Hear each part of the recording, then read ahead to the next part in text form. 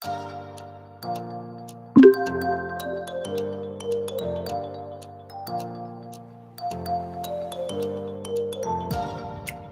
my dear students. How are you today? I hope you are well. Before we proceed with discussing our lesson for today, I would like to say thank you to Sir Raymond Ledesma for allowing me to use this presentation. I just added some information that I think will be useful in our discussion.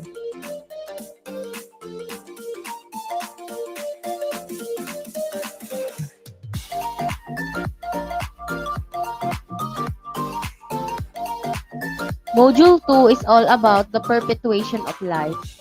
Competencies are the following. Number 1 is to describe the different ways of how plants reproduce. Second, to describe the different ways of how representative animals reproduce. Third one is to describe the process of genetic engineering. And then last one is to evaluate the benefits and risks of genetically modified organisms. Module 2 is composed of 5 lessons. Lesson 1 is all about the reproduction of animals. Lesson 2 is all about the reproduction of plants. Lesson 3 is all about the genetic information and protein synthesis. Lesson 4 is all about the genetic engineering and uses of GMOs. And then lesson number 5 is all about the benefits and risks of GMOs.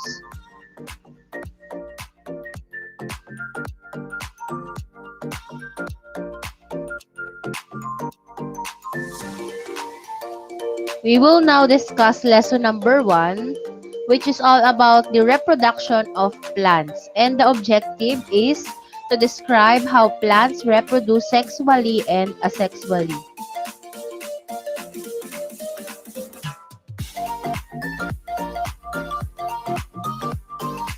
Let us now proceed with your first virtual activity. We have here a crossword puzzle. You're just going to complete the crossword puzzle. Clues for down and across words are already given. I am giving you 3 minutes to do that. Kindly comment your answers together with your complete name and section that will serve as your attendance for this class.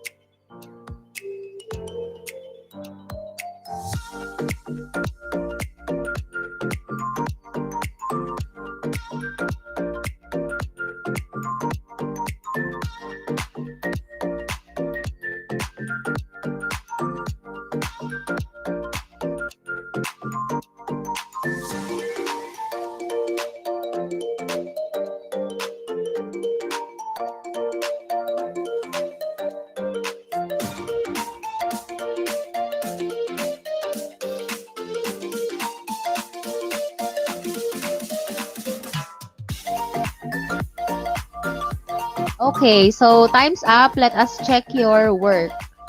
So, let us first have the words at the across section. So, the first one, let us read the description for number 2 across. It is found at the tip of the style and it catches the pollen grain. So, the answer is stigma. Next, number 4 across. It is the part of the flower to which the stalk is attached to. It's small and found at the center of the base of the flower. The answer is receptacle. Next, number 5 across. This layer lies just above the sepal layer, often bright in colors as their function is to attract pollinators. Answer for number 5 across is petals or are petals. And then number 6 across, it is being considered as the male part of the flower. What is the answer? So number 6 is stamen. Next, number 8 across. It holds the stigma. What is the answer? For number 8, the answer is style. Next, number 9. It forms the base of the pistil. It holds the ovules or the eggs of the flower. 9 across, the answer is ovary. And then, let us proceed with the downwards. Okay, so number 1, the long and slender part that connects the anther to the flower. The answer is filament. Very good. That is correct. Next, 3 down for down pa rin. Number 3, these are the small leaf-like parts growing at the base of the petals. Collectively, they are known as the calyx. 3 down, the answer is sepals or are sepals. Next, number 5. The female part of the flower. 5 down. What is the answer? Pistil. Yan, that is correct. Next, last one, number 7. 7 down. The part where pollens are produced. The answer is anther. So, nakuha ba ang tamang sagot? So, we're going to check it later. Just like the same with our previous lecture video, if your answers are correct, I am going to like and heart your comments. So let us now proceed.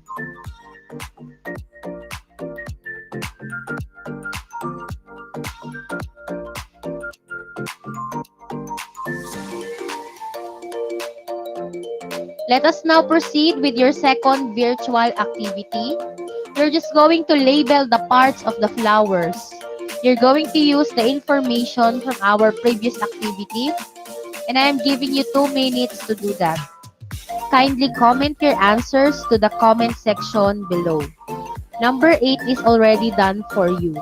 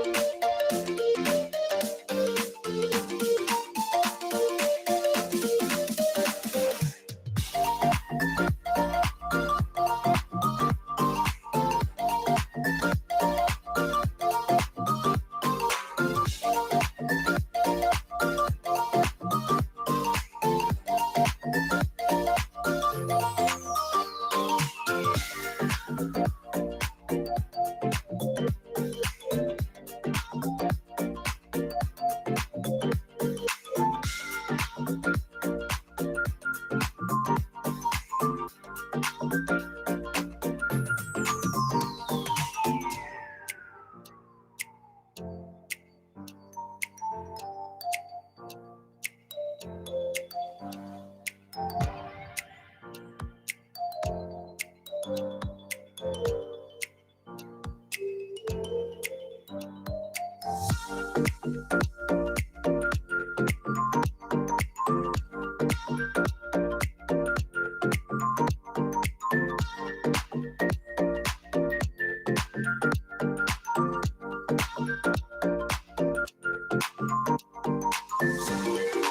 so let us now check your answers.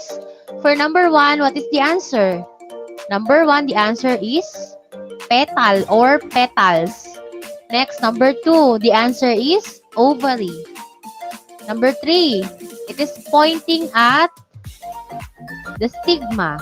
And then number 4,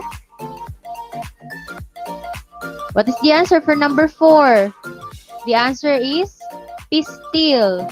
And then number 5, it is pointing to anther. Next, number 6. What is the answer for number 6?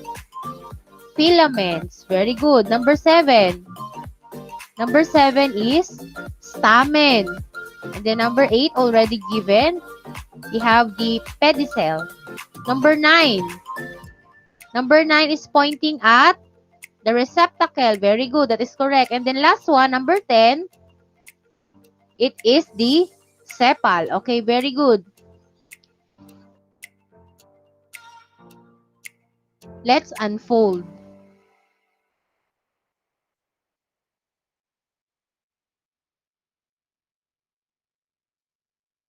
Plant reproduction is the production of new offspring in plants, which can be accomplished by sexual or asexual reproduction. Sexual reproduction produces offspring by the fusion of gametes, resulting in offsprings genetically different from the parent or parents. Sexual reproduction begins with the meeting of gametes or the sex cells of parents. Stages of sexual reproduction includes the pollen and egg formation, followed by pollination, and then fertilization.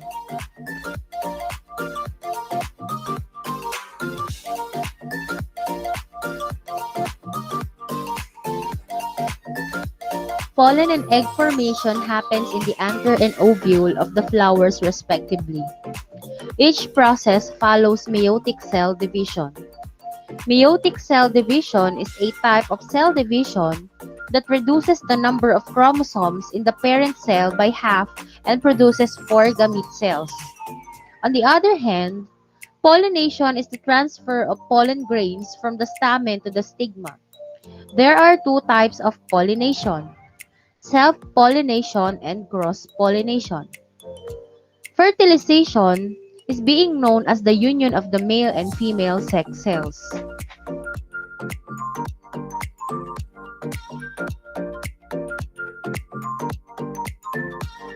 Another type of reproduction in plants is the asexual reproduction. Asexual reproduction is a type of reproduction that creates genetically identical offsprings. Vegetative reproduction results in new plant individuals without the production of seeds or spores. Examples are bulb, corm, rhizome, runners, and tubers.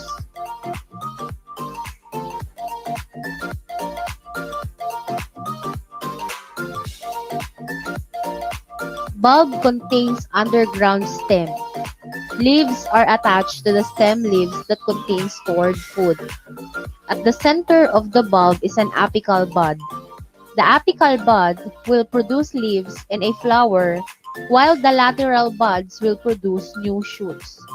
As the plant grows and develops, it will form a new bulb underground. Corms are solid stem bases. They are round and have a basal plate like a bulb, but are flatter in appearance. When corms becomes exhausted, they use energy from the growing leaves and stem to create a new corm.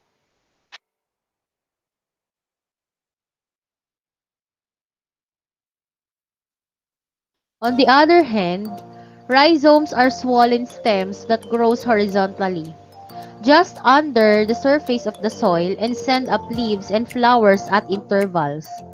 Runner or stolon is a horizontal branch from the base of a plant that produces new plants from buds at its tip. Tubers are thick underground stems. Potato is a tuber with leathery skin and numerous eyes, which are the points from which plants grow.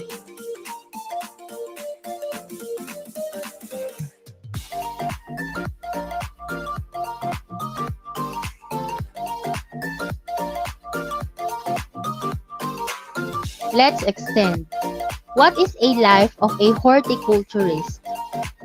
A horticulturist is a professional who works with all aspects of cultivating the small-scale growing of plants. They use scientific methods to cultivate fruits, vegetables, non-food plants, and ornamentals for gardens and land. They either work in agriculture or landscaping. They also research plant propagation and cultivation, crop production, plant genetics, plant biochemistry, and physiology.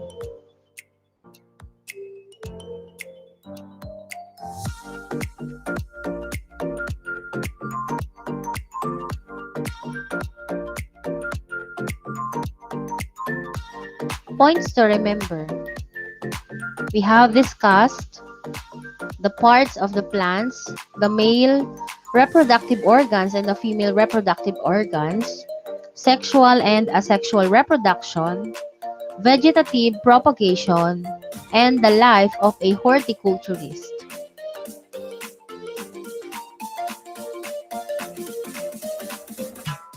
Let us check your learnings from this lesson. You're just going to do this short activity wherein you're just going to compare and contrast using a Venn diagram. Kindly differentiate asexual and sexual reproduction in plants. Kindly comment your answers to the comment section.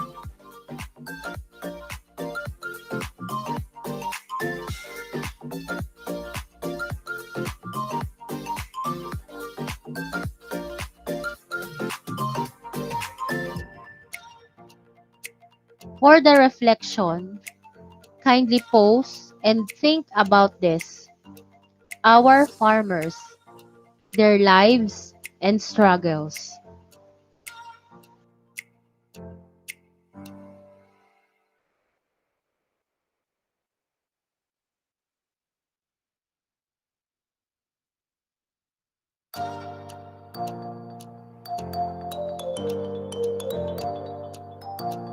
Thank you so much for attending my class today, and I hope that you have learned something. All the pictures and ideas used in the PowerPoint presentation are credits to the rightful owner.